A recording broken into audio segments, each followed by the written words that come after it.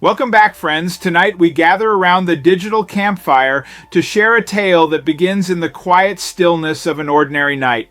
A moment so unassuming you might think it could happen to anyone. But as we all know, sometimes the most extraordinary stories start with the simplest of moments. This is one of those stories.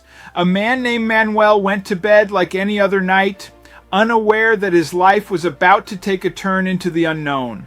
By morning, he would find himself bound, not by chains or ropes, but by something far stranger, something otherworldly.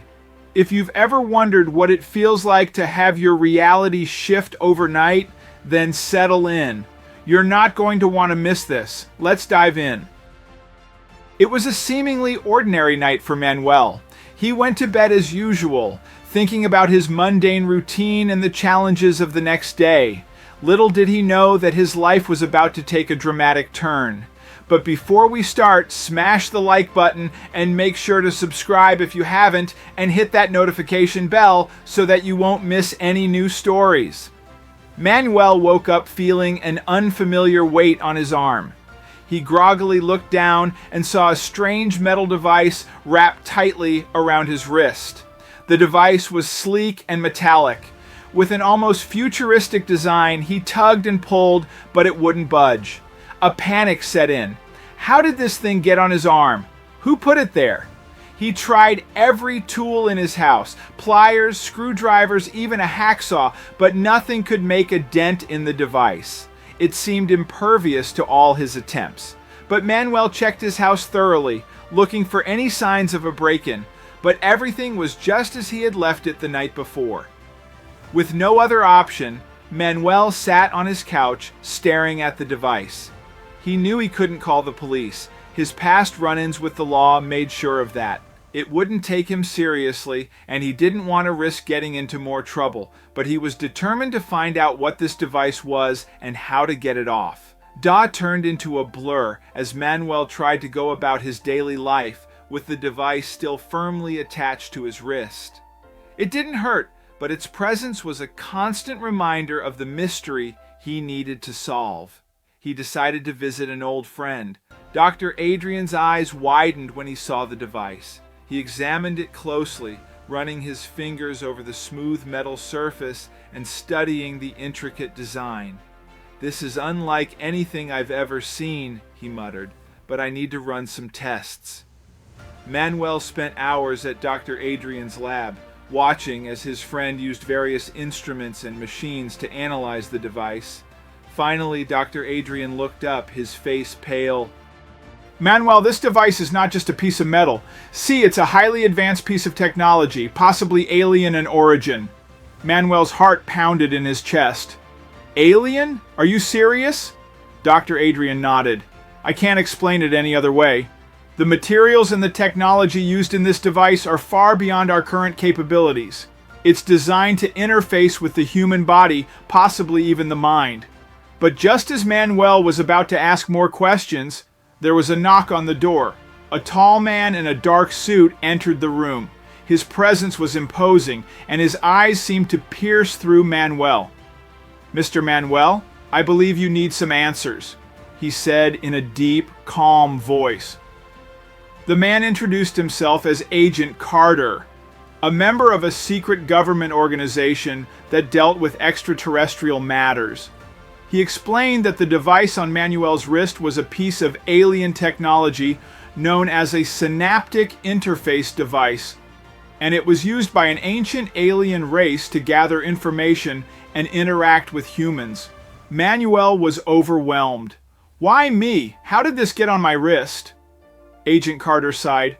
"We're not entirely sure, but what we do know is that these devices are incredibly rare and powerful. They can enhance the wearer's abilities both physically and mentally, but they also pose a significant risk if not handled properly." Agent Carter's next revelation hit Manuel like a ton of bricks.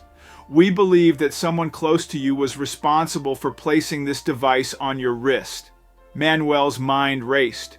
Who could have done this? Why would they do it? He thought of his family, his friends, his colleagues. Nothing made sense. Agent Carter continued, We've been tracking this device for some time. It was stolen from a secure facility. The person who stole it has been using it for their own purposes, and they saw you as a perfect candidate for their experiment." As Manuel felt his world collapsing. "Who?" he demanded. "And who did this to me?" Agent Carter handed Manuel a folder. Inside were pictures and documents. Manuel's hands shook as he flipped through them. His eyes widened in disbelief as he saw the face of the person responsible. It was his own brother, Hunor Spanch David. David had always been the black sheep of the family, dabbling in questionable activities and getting into trouble, but Manuel never imagined he would go this far. The documents revealed that David had been working with a group of rogue scientists who had discovered the alien technology and were trying to harness its power for their own gain. Manuel's emotions were a whirlwind of anger, betrayal, and confusion. How could his own brother do this to him? Why hadn't David come to him for help instead of involving him in this dangerous experiment? Determined to get answers, Manuel decided to confront David. With Agent Carter's help, they tracked him down to an abandoned warehouse on the outskirts of the city. The place was filled with makeshift labs and strange equipment, a testament to the Rogue Group's experiments. Ewell found David hunched over a table, working on another device. "David!" he shouted, his voice echoing through the empty space. David turned, surprise and guilt flashing across his face. "Manuel, you shouldn't be here." "Why, David?" Manuel demanded. "Why did you do this to me?" David looked down, zoomed in to meet his brother's eyes.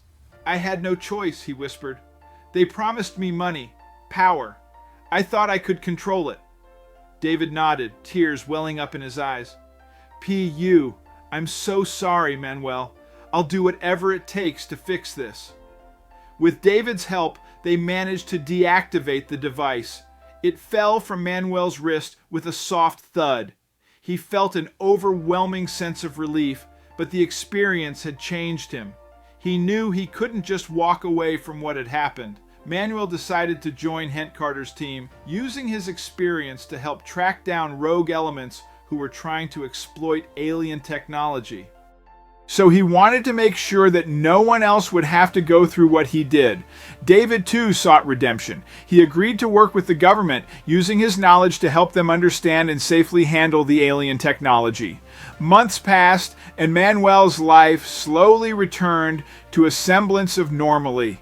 He dedicated himself to learning more about the alien technology and preventing it from falling into the wrong hands. He and David worked together, rebuilding their relationship and finding a new path forward.